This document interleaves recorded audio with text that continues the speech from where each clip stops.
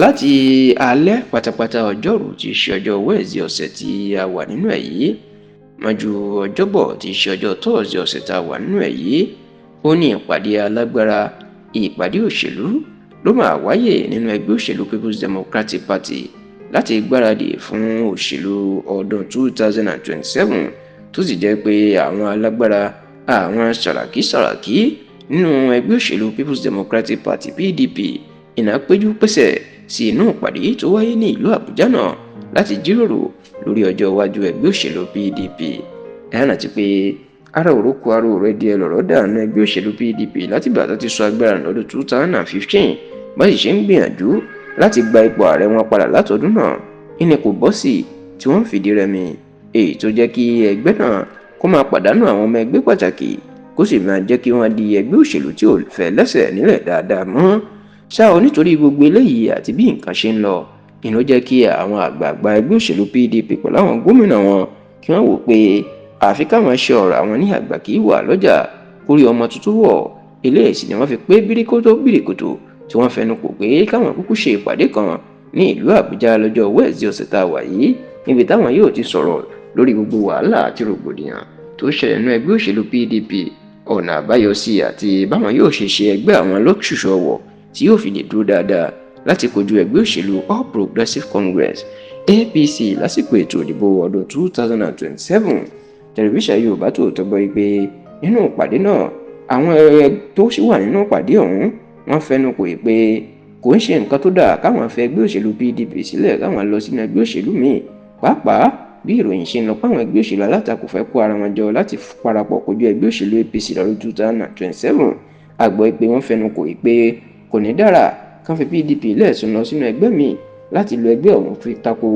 APC. wọ́n ní gẹ́gẹ́ bí ẹgbẹ́ òṣèlú tó sì lórúkọ jù èèyàn PDP ó yẹ káwọn tó ẹgbẹ́ àwọn ṣe kó dúró dáadáa káwọn sì fi ẹgbẹ́ ọ̀hún káwọn fi bá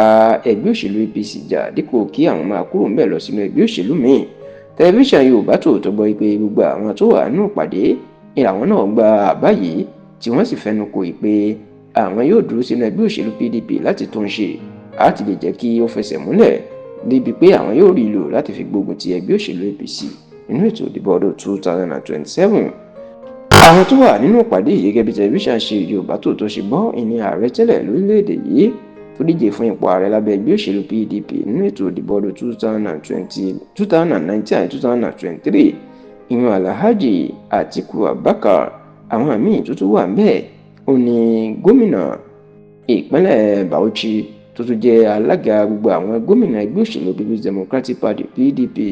ìyẹn gómìnà Bala Muhammed. bẹ́ẹ̀ ni akẹgbẹ́ láti ìpínlẹ̀ Adamawa ìyẹn gómìnà Ahmadu Umaru Fintiri òun náà wà nínú ìpàdé náà. yàtọ̀ sílẹ̀ yìí àwọn tó tún wà níbẹ̀ ní àwọn ààrẹ ilé ìgbìmọ̀ asòfin àgbà l'Àbújá tẹ́lẹ̀ lórílẹ̀‐èdè yìí ìyẹn sẹ́nitọ̀ David Mark láti ìpínlẹ̀ Benue àti sẹ́nitọ̀ Bukola Saraki láti ìpínlẹ̀ Kwara. àwọn gómìnà tẹ́lẹ̀ ní ìpínlẹ̀ Kaduna Jigawa àti Sokoto náà àwọn náà wà nínú ìpàdé ìyẹn Ahmed Makafi ti ìpínlẹ̀ Kaduna Sule Lamido ti ìpínlẹ̀ Jigawa àti sẹ́nitọ̀ Aminu Tambuwa ti ìpínlẹ̀ Sokoto. bákan náà ìní mínísítà tẹ́lẹ̀ lórílẹ̀‐èdè yìí fún ọ̀rọ̀ ọlọ́pàá ìyẹn Adamu Mina Waziri òun náà wà nínú ìpàdé náà. bẹ́ẹ̀ ni mínísítà ọ̀rọ̀ ètò ààbò lórílẹ̀‐èdè yìí ìyẹn Lawal Batagarawa òun náà wà nínú ìpàdé yìí pẹ̀lú ọ̀pọ̀lọpọ̀ àwọn gbajúmọ̀ olóṣèlú àti àwọn lẹ́ẹ̀kan nínú ẹgbẹ́ òṣèlú People's Democratic Party.